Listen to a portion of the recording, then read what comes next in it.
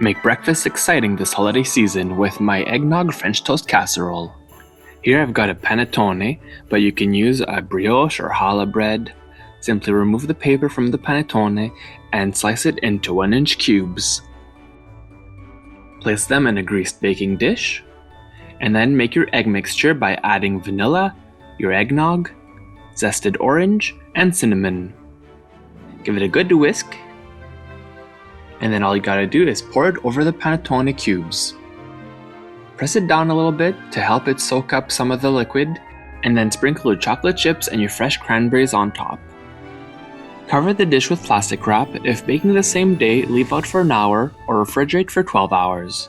When ready to bake, remove the plastic and sprinkle with cinnamon sugar. Bake it for 45 minutes to an hour until it's set in the center and nice and crispy on the outside. Sprinkle it with icing sugar and you're ready to serve. This French toast casserole is so easy to make and so delicious. I'm sure it's going to be a new crowd favorite in your family. Thanks for watching. Click on the icon to subscribe to our channel and on the video for more recipes.